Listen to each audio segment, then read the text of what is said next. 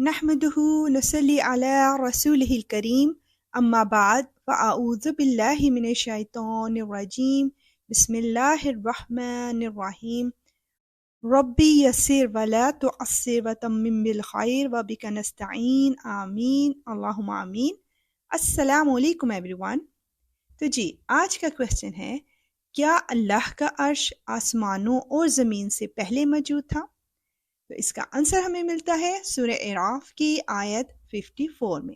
تو بسم اللہ کرتے ہیں اس کی ٹرانسلیشن کے ساتھ۔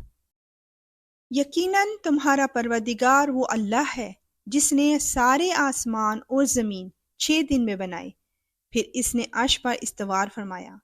وہ دن کو رات کی چادر اڑا دیتا ہے جو تیز رفتاری سے چلتی ہوئی اس کو آ دبوچتی ہے، اور اس نے سورج اور چاند تارے پیدا کیے ہیں جو سب اس کے حکم کے آگے رام ہیں۔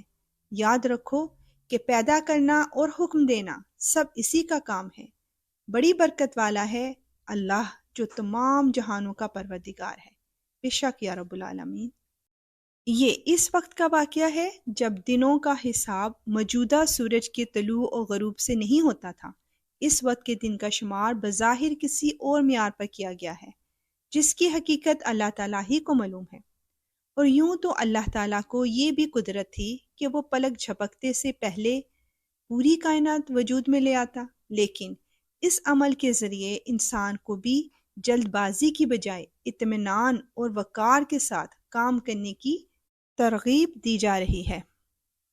استوار عربی لفظ ہے جس کے معنی ہے سیدھا کرنا، قائم ہونا، قابو پانا، اور بعض اوقات اس کے معنی بیٹھنے کے بھی ہوتے ہیں۔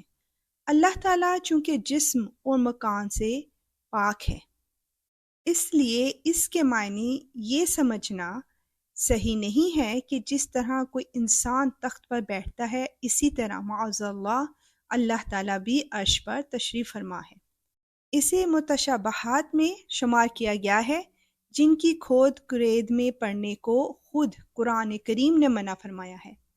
اتنا ایمان رکھنا کافی ہے کہ اللہ تعالیٰ نے اپنی شان کے مطابق استوار فرمایا، جس کی حقیقت ہماری محدود عقل نہیں سمجھ سکتی۔ بے شک مسلم کی حدیث ہے، زمین و آسمان کی پیدائش سے 50,000 سال پہلے اللہ تعالیٰ نے مخلوقات کی تقدیر لکھی۔ اس کا عرش پانی پہ تھا۔ سبحان اللہ۔ اے اللہ ہماری خطاؤں کو معاف فرما اور ہماری نادانی کو اور معاملات میں حد سے گزرنے کو اور ان گناہوں کو بھی جنہیں تو ہم سے زیادہ جانتا ہے۔ آمین اللہم آمین۔ اور اب نیکسٹ ایپیسوڈ کا کویسچن، قدیم دیوی دیوتا کس کے بحروب تھے؟ انشاءاللہ ملتے ہیں اس کے آنسر کے ساتھ۔ اب اجازت، وآخر دعوانا ان الحمد للہ رب العالمین۔ سبحانک اللہم وبحمدک اشہد ان لا الہ الا انت استغفرک واتوب الیک۔ السلام علیکم ورحمۃ اللہ وبرکاتہ۔